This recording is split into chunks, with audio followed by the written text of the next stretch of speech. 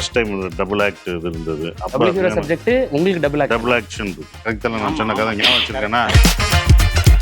Yugabharathi sir Rajmurugan சாரோட ஒரு ரூம்ல உட்காந்தா இந்த உறவுக்காரங்க எல்லாம் மீட் பண்ணிப்பாங்கல்ல, கல்யாணத்துக்கு மீட் பண்ண அப்பல ரூம்க்கு வா அப்படின்னு சொல்லிட்டு போய்கிட்டே இருக்கும். அது ஷான் மட்டும் கிடையாது, ராஜ்முருகன் வேற எழுதுவான், அவன் வேற கவிங்க. 2 பேரையும் வச்சுக்க நான் பாட்டு எழுதுனா எவ்வளவு கஷ்டமா இருக்கும் யோசிச்சு பாருங்க. அவர்கிட்ட கேட்டிருக்கேன், அவருக்கு மட்டும் ஸ்பெஷலா அந்த ஃபர்ஸ்ட் பாட்டு கேட்டுட்டு சார் அவர் ஸ்பெஷல் தானே சார் அப்படின்னு சொல்லிட்டாரு. அவருக்கு மட்டும் என்ன ஸ்பெஷல்னா, திடீர்னு இவரை போய் பார்த்துட்டு நான் இருக்கிறேன், நான் ரொம்ப பிஸின்னு நினைச்சிட்டு கூப்பிடாம இருக்காதீங்க, வாங்க கோயில்பட்டிக்கு அப்படின்ட்டாரு. அவருடைய சுப்பிரமணியபுரம் பார்த்துட்டு வந்து நான் மதுரை தானே, நானும் இவர் எங்க இருந்தாரு அப்படின்னு, இதனால வரைக்கும் எங்க இருந்தாரு. எல்லாரும் கொஞ்சம் பைத்தியக்காரங்கன்னு நான் நினைக்கிறேன். ஜோக்கர்ல போனவங்க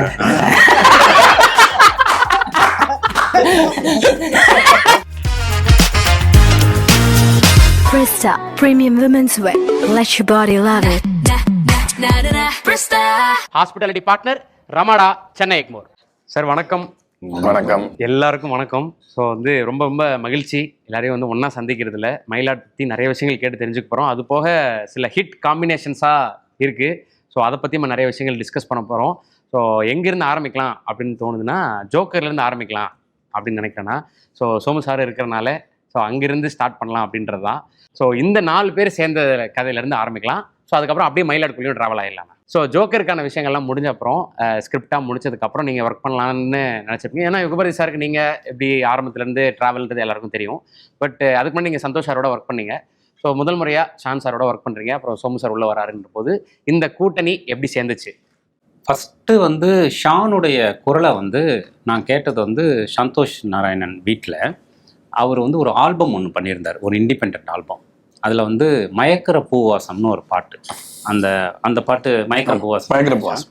அந்த பாட்டில் எனக்கு ஹெட்ஃபோன் போட்டுட்டு அந்த பாட்டை கேட்டேன் நான்.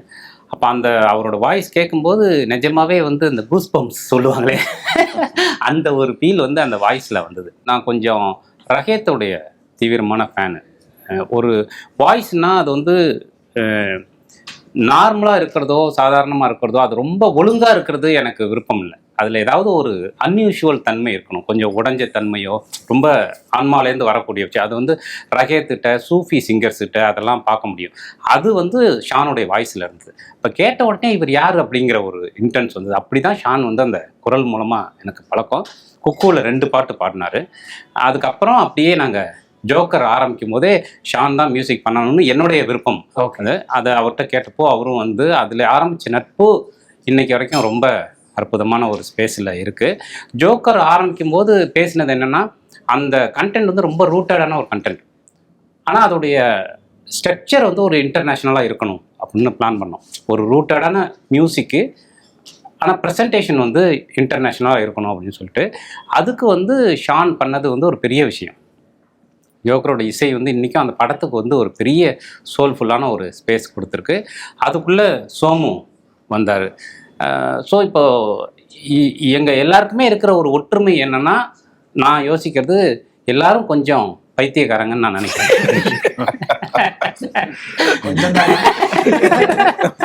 ஜோக்கர்ல போனவங்க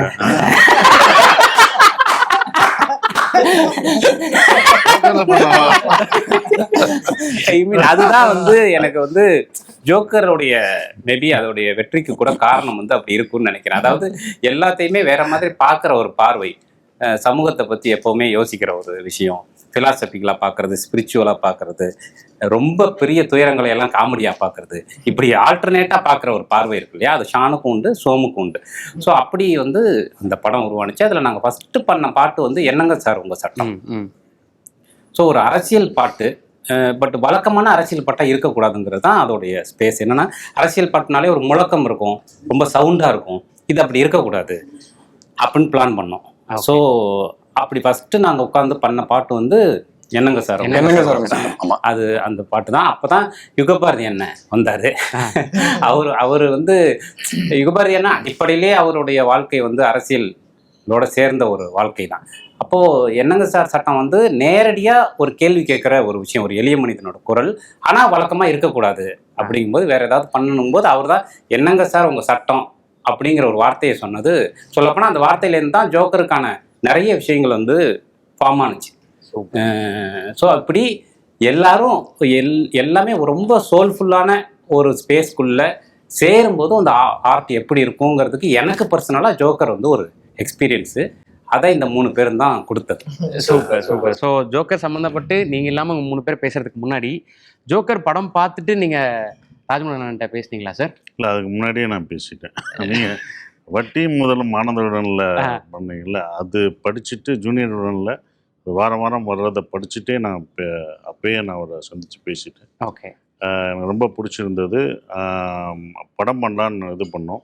அப்போ குக்குவோட கதை எனக்கு சொன்னார். அதை நான் ப்ரொடியூஸ் பண்ணலான்னு நினச்சேன். பசங்களுக்கு அப்புறம் நான் ப்ரொடியூஸ் பண்ணுற இதான்னு சொன்னேன். நான் ப்ரொடியூஸ் பண்ணேன். சரவணன் கூப்பிட்டு வந்தார், விகடன் சரவணன், சரவணன் கூப்பிட்டு வரும்போது 2 பேரும் பேசிட்டு அதை நாங்கள் பண்ணலாம் அப்படின்னு நீங்கள் ப்ரொடியூஸ் பண்ணலான்னு ஒன்று இது பண்ணோம். அப்புறம் சங்கர் சார்ட்ட அவர் ஏற்கனவே சொன்னனால அவர் பண்ணுறோம் அப்படின்னாலே சரி அவர் பண்ணால் நல்லாயிருக்கும், ஸோ அங்கேயே பண்ணிடுங்க அப்படின்னு சொல்லி அப்படி இது பண்ணது. அதுக்கப்புறம் இன்னொரு ஜோக்கர் பார்த்துட்டு நாங்கள் பேசியிருக்கோம். நிறைய சந்திப்பு அப்பப்போ இருந்தாலுமே ஒரு படம் பண்ணுறதா நாங்கள் ஏற்கனவே ஒன்று நானும் சமுத்திரக்கனியும் சேர்ந்து ஒரு படம், அவரோட இதில் ஒரு ஆக்ஷன் படம் பயங்கரமாக இருக்கும். அது ஃபுல்லாக ஆக்ஷன், ஃபுல்லாக அது ஒரு டபுள் ஹீரோ சப்ஜெக்ட் அப்படின்ற ஒரு இதில் எனக்கு ஃபர்ஸ்ட் டைம் டபுள் ஆக்ட் இது இருந்தது. அப்படி ஒரு கதை சொல்லியிருந்தேன். டபுள் ஆக்ஷன் இருக்கும் அப்படி ஒரு கதை. கரெக்டாக நான் சொன்ன கதை ஞாபகம் வச்சிருக்கேன்னா பாருங்க, இப்போ கூட அந்த கதையை நான் சொன்னேன். அதை ஏங்க பண்ண மாட்டீங்க, அதுக்கு போங்க, வேற ஒரு கதை சொன்னார் அப்படி அந்த கதை போங்க அப்படின்னு சொன்னேன். அந்த கதை பண்ணுற மாதிரி நாங்கள் பிளான் பண்ணோம். அது அது நடக்காம குக்கு முடிச்சிட்டா சார்? இல்லை குக்கு முடிச்ச ஜோக்கரு எல்லாம் முடிச்சிட்டு அப்போ முடிக்கும்போது இந்த இது முடிச்சிட்டிங்கல்ல, அது ஜிப்சி டைமில் சொன்ன ஒரு கதை பண்ணலான்னு அப்போ முடியாமல் போனது. அதுக்கப்புறம் மயிலாடில் வந்து நாங்கள் சேர்ந்துருக்கோம். ஸோ அப்போ அந்த தொடர்பு இருந்துக்கிட்டே தான் இருந்தது. அது இப்போ சாத்தியப்பட்டு. ஸோ ஷான் சார், எல்லாருக்கும் தெரிஞ்ச ஒரு விஷயந்தான். இப்போ ராஜமோகன் சொன்ன மாதிரி நீங்கள் மியூசிக் பண்ணுறதும் சரி, உங்களோட வேறு மியூசிக் கம்போசர்ஸில் நீங்கள் பாடினாலும் சரி, இல்லை உங்கள் மியூசிக் டைரக்ஷனில் நீங்கள் பாடினாலும் அது தனித்துவமான பாடல்களாக இது வரைக்கும் இருந்துகிட்டே இருந்திருக்கு. பட் எத்தனையோ ஹிட் காம்பினேஷன்ஸோடு நீங்கள் ஒர்க் பண்ணியிருக்கீங்க. பட் ஸ்டார்டிங் ஸ்டேஜ்லேருந்து ஒரு சூப்பராக ஒர்க் ஆன காம்பினேஷன் வந்து இந்த காம்பினேஷன், நீங்கள் 3 பேரும் சேர்ற காம்பினேஷன். ஸோ இதை பற்றி பேசலாம். கண்டிப்பாக ரொம்ப ஸ்பெஷலான காம்பினேஷன். ஏன்னா வந்து லாட் ஆஃப் த டைம்ஸ் நம்மளுக்கு எல்லாரையும் ஒர்க் பண்ணுறது நம்மளுக்கு ஓகே தான். எல்லாரோடையும் நம்ம என்ன பண்ணணுமோ அந்த படத்துக்கான தேவை அதெல்லாம் ப்ரொஃபஷனலாக அதெல்லாம் தாண்டி எனக்கு ஒரு ஜாப் அப்படின்னே ஃபீல் ஆகாது.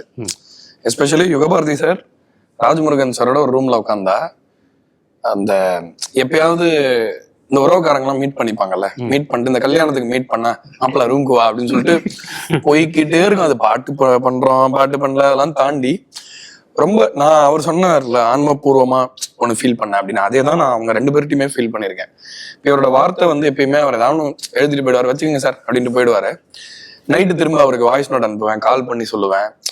ஒரு மாதிரி அவர் வந்து இப்போ ஒரு ஆடியன்ஸ் கிட்ட கான்வர்சேஷன் எப்படி இருக்கு பொதுவா ஆர்ட்டோடது அப்படின்னா, இவன் எனக்கு ரெஸ்பாண்ட் பண்ணணும், நான் ஒன்று நினைச்சிருக்கேன் அதை இவன் பண்ணணும் இப்போ நான் சொன்ன உடனே அப்படின்றதெல்லாம் தாண்டி ஒரு சோல்ஃபுல்லான கம்யூனிகேட்டர்ஸ் இவங்க 2 பேருமே. அவரை எடுக்கிற படமும் சரி, இவர் எழுதுற வார்த்தைகளும் சரி, இவங்களோட சேர்ந்ததுக்கு அப்புறம் தான் இந்த ஸ்பேஸை நம்ம விட்டுறவே கூடாது. ஏன்னா நமக்கு நிறைய மாதிரி படங்கள் நம்ம பண்ணா கூட இதுதான் எனக்கு நான் ரொம்ப கம்ஃபர்டபுளா ஃபீல் பண்ற ஸ்பேஸ். ஒரு ஆர்டிஸ்டா, நான் ஒரு மியூசிக் டைரக்டர் அதெல்லாம் விட்டுருங்க, ஒரு ஆர்டிஸ்டா நான் ரொம்ப ரொம்ப அட் ஹோம் ஃபீல் பண்றது இவங்க 2 பேரோட தான். அதனாலதான் எனக்கு ஒரு ஸ்ட்ரெயினர் இந்த படத்துல கூட, இப்ப மயிலாடுல கூட ஒரு பாட்டு வந்து கடைசியா பண்ணலான்னு விட்டுருந்தோம். அந்த பாட்டுக்கு ஒரு நாள் தான் இருக்கு. இந்த பாட்டு உடனே அவசரமா பண்ண வேண்டியது. மணில இரமுண்டும் அப்படிதான் பண்ணோம். இதுல ஜெய்பீம்ல அப்படிதான் பண்ணோம். ஒரு ஈவினிங் பண்ணோம். ஏன்னா பாட்டே இல்ல அந்த இடத்துல. திடீர்னு பாட்டு இருந்தா நல்லா இருக்கும்னு சொன்னாங்க. ஓகே, அதுக்கப்புறம் நான் சொன்னேன் சார், நம்ம 3 பேர் உட்காந்து வந்துடும் சார் பாட்டு அப்படின்னு ஏதோ ஒரு நம்பிக்கையில சொன்னேன். என்னோட அசிஸ்டன்ட் உள்ள போனான். அண்ணா நீங்க முடிச்சுட்டு கூப்பிடுங்கண்ணா அப்படின்னு சொல்லிட்டு உள்ள போயிட்டு ஒரு 1.5 மணி நேரத்துல வெளில வந்தான். பாட்டு டென்ரா அப்படின்னு சொல்லிட்டு கிளம்பிட்டேன். 1.5 மணி நேரத்துல பாட்டே முடிஞ்சிருச்சு. அது முக்கியமான பாட்டு படத்துல. எதுக்காக சொல்ல வரேன்னா, திரும்ப திரும்ப அவங்களோட ஒர்க் பண்ணும்போது ஏதோ ஒரு ரெசனன்ஸ் வந்து ஒரு அந்த ஒர்க்கோட பிட்ச் இன்க்ரீஸ் ஆகிட்டே வரதை நான் பாக்குறேன். மயிலாடுல அதை கண்டிப்பா ஆடியன்ஸ் எக்ஸ்பீரியன்ஸ் பண்ணுவாங்கன்னு நினைக்கிறேன். இந்த சோல்ஃபுல்னு வார்த்தை சொல்றோம்ல, ஆனா நம்ம வந்து ஒருத்தரோட அறிவு கிட்ட பேசல, ஒருத்தரோட ஈகோ கிட்ட பேசல, நம்ம ஆர்ட் வந்து ஒருத்தரோட ஸ்பிரிட் கிட்ட தான் பேசுது அப்படின்றது இந்த படத்துல நீங்க உணர்வீங்க. அந்த மாதிரி ஒரு தொடர்பு இது. ஏன்னா ஜோக்கருக்கு அப்புறம் நீங்க இதுல ஜாயின் பண்ணிருக்கீங்க. பட் இருந்தாலும் மெஹந்தி சர்க்கஸ் அவர் எழுதி நீங்க மியூசிக் பண்ணி யுகபாரதி சாரோட வரிகள்லாம் வந்திருக்கு. ஸோ இது போக மாடல் லவ் அப்படின்ற வந்து லாலாகுண்டாலையும் ஒரு காம்பினேஷன் இருக்கு. அதுல என்னோட ஆல் டைம் ஃபேவரட் பார்ட் வந்து உறவு தான். அதான் டைட்டில் சாங் கூட. ஆமா, அது வந்து சார் தான் எழுதினாரு. அது வந்து அதுல 2 வரி வந்து என்னோட இதுல ஸ்டுடியோல செவத்துல எழுதலான்னு பிளான் பண்ணிருக்கேன். ஓகே. ஸோ வந்து யுகபாரதி சார் வந்து நம்ம எல்லாருக்கும் முன்னாடியே ஒரு இண்டஸ்ட்ரியில பல விஷயம் பண்ணியாச்சு. ஆனாலும் கூட இப்போ எனக்கு வந்து என்னோட காலேஜ் ஃப்ரெண்டு கிட்ட பழகிற மாதிரி தான் இருக்கும். அவர்கிட்ட அவ்வளவு நெருக்கமா ஃபீல் பண்றது. ரெஸ்பெக்ட் பத்தி சொல்ல, அதை பத்தி ஒருத்தர்கிட்ட க்ளோஸ் ஆகுறதுன்றது ரெஸ்பெக்ட் கம்மியாருது அப்படி சொல்லல. ஆனா ஒருத்தர்கிட்ட நம்ம நெருக்கமா ஃபீல் பண்றது இல்லை, ஒருத்தர்கிட்ட என்னன்னா நம்ம சொல்ல முடியும், என்னன்னா ரிசீவ் பண்ணிக்க முடியும்ன்ற ஸ்பேஸ் இருக்கிறதுனால இது வந்து ரொம்ப ஸ்பெஷலா இருக்கு. இது என்னைக்குமே அப்படிதான் இருக்கும்னு நினைக்கிறேன். Super sir. ஒரு காலேஜ் ஃப்ரெண்டு அப்படின்ட்டாரு. ஆமா, மாதிரின்னு சொன்னேன். காலேஜ் ஃப்ரெண்ட் மாதிரி சின்டாக்ஸ் கரெக்டா போடணும். காலேஜ் ஃப்ரெண்ட் மாதிரி. சோ இது அண்ணன் தம்பியா, அண்ணன் தம்பி மாதிரியா? அண்ணன் தம்பி தான், அது ஒன்றும் பிரச்சனை இல்லை. பொதுவாக அது ஷான் எல்லாமே சொல்லிட்டாரு, அதனால சும்மா சம பண்ணி சொல்லிட்டேன் நான். ஷான்ட்ட வந்து ரொம்ப எனக்கு தனிப்பட்ட முறையில் பிடிச்சது வந்து என்னன்னா, பாடலாசிரியர்கள் இசையமைப்பாளர் 2 பேருக்கு இருக்கிற உறவுங்கிறது வந்து கணவன் மனைவி மாதிரி அப்படிலாம் சொல்லுவாங்க. அப்படி அது நான் அப்படி உணர்ந்ததே கிடையாது. நீங்கள் வந்து அப்படி உணர்ந்தீங்கன்னாக்கா அதில் ஒரு சின்ன மேல் கீழ் ஒன்று வந்துடும். அது எப்படினாலும் நீங்கள் வந்து சிதம்பரமா மதுரையா அப்படிங்கிற அந்த ஒரு சிக்கல் இருக்குது. அதனால் நாங்கள் அப்படி உணரவே இல்லை. ஷான்ட்ட வந்து இயல்பாக எழுதி கொடுத்தா கூட அந்த கரெக்டான அந்த ஃப்ரேஸ் வந்து, ஏன்னா அவரையுமே எழுதுவார். எனக்கு முதல்ல அவர் வந்து ஒரு பாடலாசிரியராக தான் எனக்கு தெரியும். அவர் இசையமைப்பாளருங்கிறது அப்புறம். ஏன்னா அவர் சூதுகவனில் ஒரு பாட்டு எழுதியிருப்பார், ரொம்ப பிரமாதமாக இருக்கும். இதுவும் கடந்து போகும்னு ஒரு பாட்டு நீங்கள் கேட்டிருப்பீங்க. எல்லாம் கடந்து போகும். ஆமாம், எல்லாம் கடந்து போகும் கேட்டு நானும் ராஜமுருகன் வந்து இப்படி ஒரு ஆள் எழுதுறாருப்பா யார் அப்படின்னு, என்ன ஒரு மியூசிக் டைரக்டர் அப்படின்னு அவன் சொல்லி தான் எனக்கு அப்புறமா ஷான் மியூசிக் டைரக்டர். அப்போ ஆர்ஆர்னு பேர், ஆர்ஆர்னு இருந்தது முதல்ல. அப்படிதான் தெரியும். அதனால என்னன்னா, ஏற்கனவே எழுத தெரிஞ்ச 2 பேர், ஒரு ஷான் மட்டும் கிடையாது, ராஜமுருகன் வேற எழுதுவான், அவன் வேற கவிஞன், அவனுக்கு கவிதை புத்தகத்தை வேற போட்டு நானே முன்னுரையெல்லாம் வேற எழுதினவன். 2 பேரையும் வச்சுக்க நான் பாட்டு எழுதுனா எவ்வளோ கஷ்டமா இருக்கும் யோசிச்சு பாருங்க. அந்த மாதிரி கஷ்டத்தை வந்து காப்பாற்றி விடுறவர் ஷானு. ஏன்னா அவன் கொஞ்சம் கூடுதலாக ஏதாவது 2 வார்த்தையை கூட போட்டான்னா, இல்லை இது நல்லா இருக்காது அப்படின்னு சொல்லி எனக்கு சப்போர்ட் பண்ணி அப்பப்போ பாட்டை பண்ணி கொடுத்துருவாரு.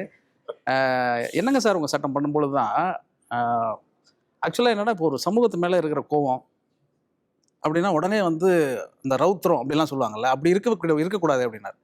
ஆக்சுவலாக மிடில் கிளாஸோடைய ஒரு மோடு இருக்குல்ல, மிடில் கிளாஸும் சமூகத்தை சந்திக்கக்கூடிய ஒரு நடுத்தர வர்க்கம் வந்து சமூகத்தில் இருக்கக்கூடிய கேடுகளை எதிர்த்து பேசும்பொழுது அதில் ஒரு சின்ன சார் ஒன்று போட்டோம். என்னங்க சார் உங்கள் சட்டம், என்னங்கடா உங்கள் சட்டம்னு கேட்டிங்கன்னா வேறு. அந்த என்னங்க சாருங்கிற இடம் இருக்குல்ல, அது வந்து அவர் டியூன் பண்ணும்போது எழுதி தான் டியூன் பண்ணோம். ஆனால் அது பண்ணும்பொழுதே வந்து என்னென்னா, இதுதான் கரெக்டான இடம் அப்படின்னு ஒன்று தோணும்ல, அதுதான் வந்து ஷான்ட்ட இருக்கிறது. எல்லா பாட்டுலேயும் வந்து பார்த்திங்கன்னா சின்னதாக ஒரு சின்ன கமகத்தை போட்டு ஆளை காலி பண்ணிடுவார். நாங்கள் அது எங்கேயாவது போட்டுருவாரா அப்படின்னு யோசிச்சிட்டே இருக்கிற நேரத்தில் பிரமாதமாக பண்ணுவார். இதுலேயுமே அதே மாதிரி மயிலாடில் வந்து கிளைமேக்ஸில் ஒரு பாட்டு இருக்குது, அதாவது இறுதியில், அது ரொம்ப பிரமாதம் பண்ணியிருந்தார். ஆருயிருக்கு அன்பு செய்ய வேண்டுவதே இறையருள் அப்படின்னு ஒரு பாட்டு இருக்குது. அந்த வார்த்தை வந்து அது நாங்கள் சாதாரணமாக எழுதினோம், சாதாரணமாக பேசிகிட்டே இருந்தோம். ஆனால் அதை டியூன் பண்ணும்பொழுது அது வேறையாக ஒன்று மாறுதில்ல, அது வந்து ஷானோட ஸ்பெஷல். அது உண்மையிலே அது சொல்லிடலாம் வேணாலும். ராஜமுருகனுக்குன்னா கொஞ்சம் கூடுதலாக கொஞ்சம் கசாயம்லாம் கூட சேர்த்து தான் அவர் கொடுக்குறாரு. நான் அவர்கிட்ட கேட்டிருக்கேன் அவருக்கு மட்டும் ஸ்பெஷலா அந்த ஃபர்ஸ்ட் பாட்டு கேட்டுட்டு அவர் ஸ்பெஷல் தானே சார் அப்படின்னு சொல்லிட்டாரு. அவருக்கு மட்டும் என்ன ஸ்பெஷல் தான் கேட்டேன் நான். என்னங்க அவருக்கு மட்டும் நல்ல ஸ்பெஷல், அது உண்மைதான். நானே அந்த மாதிரி பண்ணுவாரு. அதே மாதிரி இந்த ஜோக்கர்ல வந்து இன்னொரு சாங் இருக்கும், ஓல குடிசைன்னு ஒரு சாங் இருக்கும். அது வந்து என்னன்னா, அடுத்தடுத்து 1/2 மணி நேரத்தில் நான் 2 பாட்டு எழுதிட்டேன். என்னங்க சார் உங்கள் சட்டமும் ஓல குடிசையில் எழுதி வெறும் லிரிக் தான் அனுப்பிச்சேன் நான். ஏன்னா அது முதல்ல டியூன் பண்ணலாம் இப்படிலாம் யோசிச்சோம். ஆனால் மண் சார்ந்து இருக்கணும் அப்படின்னு சொன்னோடனே அது அப்படி இருக்கணும், அப்போ எழுதிடுறேன் நான் அப்படின்னு சொல்லிட்டு எழுதி கொடுத்துட்டோம். அது எப்படி வரும்னு தெரியாதுல்ல நமக்கு. எழுதி கொடுக்கும்போது சந்தங்களை வந்து பிரித்து ஒரு பாட்டாக மாற்றும் பொழுது ஷான்ட உள்ள மேதமை வந்து வெளிப்பட்டுரும். மேதமைங்கிற சொல் கொஞ்சம் கூடுதலாக இருக்கலாம், ஆனால் ஷான்ட்ட அது வெளிப்படும் எல்லா இடத்துலையும். என்னன்னா, பெத்தெடுத்த பிள்ளைகளை ரத்தினம் போல் ஆக்கணுமே அப்படின்னு வரும். அந்த வரும்பொழுது இங்கிலீஷும் படிக்க வச்சு ஏரோப்ளேனில் ஏற்றணுமே அப்படின்னு ஒரு வரி இருக்கும். இது வந்து ஒரு சந்தத்துக்குள்ளே இல்லை. இது ஆக்சுவலாக நல்லா யோசிச்சிங்கன்னா, சந்தத்துக்குள்ளே இங்கிலீஷும் படிக்க வச்சு ஏரோப்ளேனில் ஏற்றினமேனா 2 இங்கிலீஷ் வார்த்தை இருக்கு இல்லையா, இதுக்கு எப்படி நீங்கள் டியூன் பண்ணுவீங்க? ஆனால் அது ஒரு ஃபோக் டியூன். நீங்கள் அந்த பாட்டை இப்போ போய் நீங்கள் கேட்டு பாருங்கள். நான் எதுக்கு திருப்பி ஷான் வந்து ஒரு மேதமை மிக்கவர் அப்படின்னு சொல்கிறேங்கிறத நீங்கள் புரிஞ்சுக்க முடியும். ஏன்னா அந்த அளவுக்கு வந்து அதை ரொம்ப ஈஸியாக ஆக்கி டியூன் பண்ணிடுவார். அது தொடர்ச்சியாக பாட்டு கேட்குறவங்களுக்கு அது தெரியும்.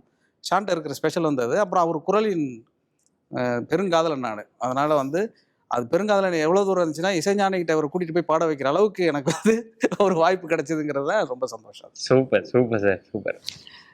சோமசுந்தரம் சார், சொல்லுங்க. இப்போ எல்லாருமே உங்களுடைய படத்தை பற்றி தான் பேசுகிறாங்க, ஜோக்கரோட சாங் உருவான கதை அப்படின்ட்டு. ஸோ இதுலேயே நீங்கள் ஒரு முக்கியமான கேரக்டர் பண்ணியிருக்கீங்க. ஸோ ஜோக்கர் மணர்மணல்லேருந்து ஆரம்பித்து இதில் நீங்கள் ஏற்று நடிச்சிருக்க அந்த கதிர்வேலன்ற கேரக்டர் வரைக்கும் பேசலாம். ப்ளஸ் ராஜமுருகன். அதான் ஒரு ஒரு ஆக்டர் வந்து எப்படின்னா ஒரு படம் முடிஞ்சோடனே திரும்ப ஒரு பெரிய சவுரை பார்த்துட்டு இருக்கிற மாதிரி தான் இருக்கும். எப்போதும் ஒரு படம் முடிஞ்சோன்னா அடுத்து யார் இந்த ஜன்னலையோ எதையோ உடச்சி ஏய் வா அப்படின்னு கூப்பிடுவாங்களோன்னு. நாங்கள் தியேட்டரில் இருக்கும்போதெல்லாம் ஆக்டருக்கு ரொம்ப முக்கியமானது யாருன்னா டைரக்டர் தான். ஏன்னா எல்லாம் இருக்கும், யாராவது வந்து பொருள் கேட்டால் தானே கொடுக்க முடியும். அந்த மாதிரி அந்த வகையில் வந்து நான் ஒரு லக்கி அப்படின்னு சொல்லலாம் ஜோக்கரில். ஏன்னா என்ன வேணுங்கிறத கேட்குறதும் அப்புறம் செய்கிறதுக்கான இடம் கொடுக்குறதுங்கிறது வந்து ராஜமுருகன் அவர்கிட்ட வந்து ஒரு ரொம்ப பயங்கர ஸ்பெஷாலிட்டி. அவர் எப்படி பர்டிகுலராக சொல்லுவார்னா, ஜோக்கர்லலாம் சில சமயம் நீங்கள் அதில் கொஞ்சம் சஸ்டெயின் பண்ணுங்கள் அந்த எமோஷனை, ஏன்னா நான் அங்கே ஒரு மியூசிக் போடுவேன் அப்படிம்பாரு. அது வந்து ஒரு டைரக்டர் வந்து ஒரு படத்தை வந்து உள் மனசுக்குள்ளே ஓட்டிக்கிட்டே இருப்பார் எடுக்கும் போதெல்லாம். ஸோ அதில் வந்து இந்த அளவுக்கு நான் சத்யஜித் ரே தான் வந்து சைடில் வந்து மியூசிக் நோட்ஸோட ஸ்கிரிப்ட் எழுதியிருக்கிறான்னு கேள்விப்பட்டிருக்கேன். ஸோ இதெல்லாம் சொல்லுவார். ஸோ இதெல்லாம் வந்து ஒரு ஆக்டருக்கு வந்து ஒரு முக்கியமான இன்புட்ஸாக தான் நான் பார்க்குறேன். அதனால தான் ஜோக்கர் அந்த அளவுக்கு வந்ததுக்கு காரணமே வந்து ஒரு பயங்கரமான ஃப்ரீடம் வித் சம் கடிவாளத்தோடு இருக்கும். கொஞ்சம் ரொம்ப ஓடிடாதீங்க அப்படிங்கிறத அந்த இது வந்து ராஜமுருகன் அவர்கிட்ட வந்து பயங்கரமான ஒரு ஆக்டருக்கு தேவையான எல்லாமே இருக்கும். அவருடைய வசனங்கள் ஆகட்டும், சீன், கதை சீன், அது எஸ்பெஷலி ஜோக்கர் வந்து எனக்கு வந்து இன்னமும் மறக்க முடியாத ஒரு அனுபவம். இன்னைக்கு யோசிச்சாலுமே அது அந்த படம் எப்படி வந்துச்சு அப்படிங்கிறது வந்து அது ஒரு டாக்குமெண்ட்ரியாவே எடுக்கலாம் சொல்லலாம். அந்த அளவுக்கு ஒரு நுட்பமான டைரக்டர் அவர். நான் ஒர்க் பண்ணதுலேயே ரொம்ப ஸ்பெஷலான டைரக்டர் அவர். சூப்பர். இந்த படம் மயிலாடு கேட்கவே வேணாம். மயிலாடு வந்து நான் வந்து ஒரு நாள் வந்து இப்படி யோசிச்சுட்டே இருந்தேன். திடீர்னு இவரை போய் பார்த்துட்டு நான் இருக்கிறேன், நான் ரொம்ப பிஸின்னு நினச்சிட்டு கூப்பிடாம இருக்காதீங்க, இல்லை இந்த ரோல் தான் அப்படின்னு சொல்லிட்டுலாம் இருக்காதீங்க, எதுனாலும் கூப்பிடுங்க, நான் இங்கே தான் இருக்கிறேன், எப்போனாலும் கூப்பிடுங்க பார்த்துக்கலாம் அப்படின்னு சொல்லிட்டு திடீர்னு வந்தேன். நான் வந்து சொன்னோடனே மறுவாரமே வாங்க கோயில்பட்டிக்கு அப்படின்ட்டாரு. ஸோ அப்போ தான் வந்து எனக்கு மயிலாடினுடைய அந்த கேரக்டர் டிஸ்கிரிப்ஷன் சொல்லிகிட்டே போய், அதாவது இந்த சில சமயம் வந்து டைம் ஆயிடுச்சு, முகூர்த்தத்துக்கு நேரம் ஆயிடுச்சு, வாங்க வாங்க திடீர்னு சட்டையெல்லாம் மாட்டி அப்படியே இழுத்துட்டு போவாங்கல்ல, அந்த மாதிரி கடன்னு போகிற வழியில் வேஷமெல்லாம் போட ஆரம்பிச்சு மாற்றி லுக்கெல்லாம் கடன்னு எடுத்துகிட்டு போய், ஸோ அதில் இருக்கிற ப்ராப்ளம்ஸ் எல்லாம் எப்படி டெக்னிக்கலாக சால்வ் பண்ணுறது, அந்த லுக்கில் இருக்கிறது, அது எல்லாமே ஆன் தி வேல அங்கே கேமரா வச்சுட்டாங்க அப்படிங்கிற மாதிரி ஒரு நாளில் ரெடி பண்ணது, ஒரு நாள் ஈவினிங்கில் ரெடி பண்ண லுக்கு. நானும் சசி சாரும் ஒரு படம் பண்ணோம், அது இன்னும் பாக்கியில் இருக்குது. அதுக்கப்புறம் நான் அவரை மீட் பண்ணோடனே எனக்கு ஒரே சந்தோஷம். எப்படி சொல்கிறது, அவருடைய சுப்பிரமணியபுரம் பார்த்துட்டு வந்து நான் மதுரை தானே, நானும் இவர் எங்கே இருந்தார் அப்படி இது நாள் வரைக்கும் எங்கே இருந்தார், அந்த அளவுக்கு ஒரு தன்மையான ஒரு மனுஷரும் கூட. ஸோ அதெல்லாம் வந்து ஜோக்கர்லேருந்து மயிலாடுக்கு நம்ம ரொம்ப நேரம் பேசலாம். மயிலாடு வந்து எனக்கு ரொம்ப ஸ்பெஷலான ஒரு கேரக்டர் அது. ஏன்னா எனக்கு வேஷம் ரொம்ப பிடிக்கும், ஒரு வேஷம் போடுறதுன்னா ரொம்ப பிடிக்கும். லுக்கை மாற்றி வேஷம் போட்டுக்கிறது அப்படிங்கிறது வந்து ஒரு ஆக்டராக, அதுவும் தியேட்டர்லேருந்து வந்த ஆக்டருக்கு வந்து அது எப்படியோ அப்படிங்கிற மாதிரி. ஸோ அதுலேயும் வந்து மியூசிக்கலி காம்போ வந்து ஜோக்கர், மயிலாடு, இடையில வந்து ஷான் ரோல்டன் கூட பாட்டில் ராதா, ஸோ அதுலேயும் இருந்தது. இவருடைய யுகபாரதி அண்ணனோட கேட்கவே வேணாம், அவர் வந்து எப்போதும் ஒரே மாதிரி இளமையாவே இருக்காரு, நிஜமா காலேஜ் தான் போயிட்டு இருக்கிறாரா அப்படிங்கிற மாதிரி இருக்கும் எனக்கு. அவருடைய எண்ணங்கார் சார் சட்டம் வந்து ரொம்ப தாக்கமா இருக்கக்கூடாது அப்படின்னு சொல்லிட்டு ஒரு தாக்கமான அது சில சமயம் சொல்லுவார், அந்த வரி மட்டும் யுகபாரதிட்ட கேட்டேன் மாத்த முடியுமான்னு. இந்த வரிக்காக தான் நான் ரொம்ப வருஷமா காத்துட்டு இருக்கேன், இல்லைன்னா ஊதா கலர் எழுதிட்டு போயிட்டேன், எதுக்கு இதை எடுக்க சொல்றீங்க, அதை தவிர வேற வேணா எடுக்கலாம் அப்படிங்கிற அளவுக்கு அந்த பேச்சு. எஸ்பெஷலி ஷான் ரோல்டன் பத்தி சொல்லணும்னா அவருடைய வாய்ஸ், அவர் வந்து கொஞ்சம் அப்படி பண்ணிட்டு பாடுறீங்களா அப்படின்னு சொல்ல தோணும் சில சமயம். ஏதோ தொண்டில் ஏதோ சிக்கி இருக்கு சார், ஆனா அதுல ஒரு யூனிக்னஸ் இருக்கும். இப்போ இளையராஜா சாருக்கு ஒரு யூனிக் வாய்ஸ் இருக்கிற மாதிரி அந்த யூனிக்னஸ் இருக்கும். அவர் பாடின செல்லம்மா சாங் ஆகட்டும் இன்னைக்கும் மனசுல இருக்கிறது. பாட்டில் ராதால என்வானம் நீ அந்த பாட்டு, இதுல சக்காத்து ரொம்ப நான் வந்து சில சமயம் நான் வந்து யோசிப்பேன், நம்ம வந்து இன்னொரு பெரிய பாதையில ஓடாம நம்ம இங்கிட்டு ஓடுறோமே, நம்ம வேற பெரிய பாதைக்கு தாவலாமா அப்படின்னு நினைக்கும் போது வேணாம் சின்ன பாதையே ரொம்ப அழகா இருக்கு, இதுலயே போலாம் அப்படின்னு ஒரு ஆறுதலும் ஒரு நம்பிக்கையும் கொடுக்கறதெல்லாம் இந்த காம்போல தான் நடக்கும். Super super super. ஸோ நீங்க சிரிச்சுட்டே சொன்னீங்க, ஆனால் அது எவ்வளவு பெரிய ஸ்டேட்மெண்ட்ன்றது உங்களை ஃபாலோ பண்றவங்க, தமிழ் சினிமா ஃபாலோ பண்றவங்களுக்கு தெரியும். ஸோ தொடர்ந்து பேசலாம் சார். கண்டிப்பா. சரி சார், இப்போ நீங்க சொன்ன மாதிரி தான் அந்த ஆக்ஷன் கதை ஒன்னு சொன்னாருன்னு நீங்க சொன்னீங்கல்ல, உனக்கு அதுவே ஓடுது சார். ஆமா சார், எதிர்பார்க்கிறேன் சார் என்னதான் இருக்கும் அதுல அப்படின்ட்டு. ராஜமுருகன் மட்டும் இந்த ஆக்ஷன் கதை அப்படிங்கும் போது எதிர்பார்ப்பு இருக்கும்ல. ஸோ அதை பத்தியும் பேசலாம் சார். அந்த கேரக்டர் உங்கள்கிட்ட சொல்லும்போது உங்க மனசுல ஒரு விஷயம் வந்திருக்கும். இப்போ மயிலாடு கதை உங்கள்கிட்ட அவர் சொல்லும்போது ஒரு விஷயம் வந்திருக்கும்ல, இப்போ நாங்க ட்ரெய்லர்ல பாக்குறது, அதை பத்தி ஷேர் பண்ணலாம். ரெண்டுக்குமே ஆப்போசிட். அது சொல்லும்போது வேற இருந்தது. அப்போ அது நல்ல இந்த சென்ஸ் அது ஃபுல் அண்ட் ஃபுல் ஆக்ஷன். இவர்கிட்ட இருந்து அப்படி எதிர்பார்க்கவே முடியாது. எவராக வச்சுருக்க ஃபைட்டெல்லாம் வச்சுருக்காங்க. ஃபைட்டு 5 ஃபைட்டே நிறையா இருந்தது இல்லை. இந்த ஃபைட் மாஸ்டரு இவங்கெல்லாமே ஜாஸ்திங்க அப்படின்னு அப்படி யோசிச்சு அப்படி தான் போனது அது ஆக்ஷன் படமாக. பட் இது சொல்லும் போது கம்ப்ளீட்டாக வேறு மாதிரி இருந்தது. அவர்கிட்ட என்ன எதிர்பார்த்தோமோ கதை சொல்லும்போது நான் ஒன்றே தான் சொன்னேன், இது உங்கள் படமாக இருக்கணும், அது எனக்காக எங்கேயும் சமரசம் பண்ணக்கூடாது, இந்த கதைக்குள்ளே நான் வந்துடுவேன். ஸோ நீங்கள் அந்த முத்துச்சிற்பி என்ன எழுதிருந்தீங்களோ, எப்படி இருக்கணுமோ, எப்படி உடையிலேருந்து நடையிலேருந்து எப்படி இருக்கணுமோ அதுக்கு நான் வந்துக்கிறேன், எனக்காக எதுவுமே மாற்ற வேண்டாம், நான் இருக்கிறேன் அப்படின்றதுக்கு மாற்றலாம். இந்த கதை கடைசி வரைக்கும் உங்கள் கதையாக இருக்கும், இது வெளிவர்ற வரைக்கும் அது நீங்கள் என்ன நினச்சி எழுதுனீங்களோ அதாக தான் வெளியில் வரணும். ஸோ அதுக்கு நான் தயாராகி வர்றேன் அப்படின்னு தான் இந்த கதையை கேட்கும்போது நான் சொல்கிறேன். ஸோ முத்துச்சிப்பி பற்றி இப்போ எந்த அளவுக்கு ரிவீல் பண்ணலாமோ அந்த அளவுக்கு சொல்லலாம் சார். ட்ரெய்லர் பார்க்கும்போது எங்களுக்கு ஒரு புரிதல் இருக்குது, பட் இன்னும் கொஞ்சம் டீட்டெயில்டாக நீங்கள் ஷேர் பண்ணிங்கன்னா நல்லாயிருக்கும். இல்லை, அவர் சொல்லும் போதே ஒரு தீர்ப்பு எழுதுகிற அதிகாரத்தை ஒரு கடைக்கோடியில் இருக்கிற மனுஷன்கிட்ட கொடுத்தா எப்படி இருக்கும். ஸோ மைலார்ட் அப்படின்னா அது வந்து ஒரு கோர்ட் ட்ராமா கிடையாது. இது கோர்ட்டை பற்றி சொல்ல போகிறது இல்லை. மைலார்டுன்னு யாரை சொல்லுவோம், நம்ம நீதிபதியை அவங்க தீர்ப்பு கொடுக்க போகிறவங்க சொல்லுவோம். இங்கே வந்து அவங்கள சொல்ல போகிறதில்ல. இவர் கதையில் அந்த தனி மனிதனான முத்துச்சிற்பியும் அவன் மனைவி சுஷீலா 2 பேரையும் அவங்க முத்துச்சிற்பி என்ன கொடுக்க போகிறான், என்ன ஒரு இதை இது பண்ண போகிறான் அப்படின்ற ஒரு விஷயம்தான். அது வந்து அவர் சொன்ன மாதிரி அது வந்து ஒரு ரிவெஞ்ச் ஸ்டோரின்னு கூட நீங்கள் சொல்லலாம். நீங்கள் இது வந்து ஒரு ரிவெஞ்ச் ஸ்டோரி. ஓகே, எப்படி பாதிக்கப்பட்டவன் எந்திரிச்சுன்னு ரிவெஞ்ச் பண்ணால் எப்படி இருக்கும் அப்படின்றது கூட ஒரு பாயிண்ட் ஆஃப் வியூவில் அது இருக்கும். ஸோ அப்படி தான் என்னோட கேரக்டர் இந்த படத்தில் இருக்குது. ஒரு தீப்பெட்டி ஃபேக்ட்ரியில் வேலை பார்க்குற ஒரு தீப்பெட்டி, சின்ன ஒரு குடிசை தொழிலான தீப்பெட்டி இதில் அங்கே வேலை பார்க்குற ஒருத்தன் அப்படின்னும் போது அதை முதல் நாளே அவங்க கூப்பிட்டு வந்து எப்படி அந்த தீப்பெட்டி இது பண்ணணும் அப்படின்ற ஒரு விஷயம், அந்த எப்படி செய்யணும், அதை கட் பண்ணுறதுலேருந்து அந்த மருந்து எவ்வளோ இது பண்ணணும் அப்படின்றதெல்லாம் ஒரு நாள் ஃபுல்லாக எனக்கும் ஹீரோயினுக்கும் அவங்களுக்கு தீப்பெட்டி எப்படி பேக் பண்ணணும் அப்படின்றது இருந்தது. எனக்கு எப்படி அந்த தீப்பெட்டி செய்யணும், அந்த குச்சி அதெல்லாம் செய்யணுன்றது ஒரு நாள் ப்ராக்டிஸ். அவங்களோட இருக்கும்போதே அப்போ அவங்களாவே நம்ம இருக்கணும், நான் மட்டும் தனியாக தெரியக்கூடாது. அவங்க எப்படி இருக்காங்களோ அது இருக்கணும் அப்படின்னும் போது அதையும் கொண்டு போய் காமிச்சிட்டாரு. அப்போ மூடாவும் எங்களை செட் பண்ணிட்டாரு, நீங்கள் வந்து இப்படி இருக்கக்கூடாது, இவங்களோட ஒரு ஆளாக இருக்கணும் அப்படின்றது. ஸோ அப்படி தான் நான் அடாப்ட் ஆகி பண்ணியிருக்கேன்னு நினைக்கிறேன். Super sir. ஏன்னா இப்போ உங்களோட ஃபிலிமோகிராஃபி பார்க்கும்போது சார், இப்போ பெரும்பாலான படங்களில் இப்போ சரவணன் அண்ணன் வந்து நிறைய இடங்களில் சொல்கிறது தான், அவர் சட்டை கூட கசங்காமல் அப்படியான ஒரு கேரக்டராக தான் பெரும்பாலான படங்களை பார்த்துருப்போம். ஆனால் ரொம்ப சில படங்கள்ல தான் நீங்கள் கம்ப்ளீட்டாக வேற ஒரு ஆளாக மாதிரி, உதாரணத்துக்கு தாரத்தப்பட்டையாக இருக்கலாம், நந்தனா இருக்கலாம், இப்போ மயிலாடு எடுத்துக்கலாம்.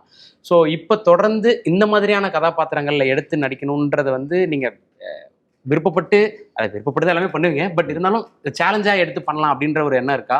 இல்லை அப்படி தான் நான் பண்ணணும்னு வந்தது. ஓகே, அதுதான் நான் டைரக்டராக இருக்கனால அடுத்தடுத்து பண்ணணும் போது அது வேறு மாதிரி போயிடுச்சு. அப்போ என்ன கதை கேட்கும்போது எனக்கு எல்லாமே ஒரே மாதிரி ஸ்கிரிப்ட் தான் வருது. அப்போ இவர் இதுதான் பண்ணுவார், வேறு எதுவும் பண்ண மாட்டார்.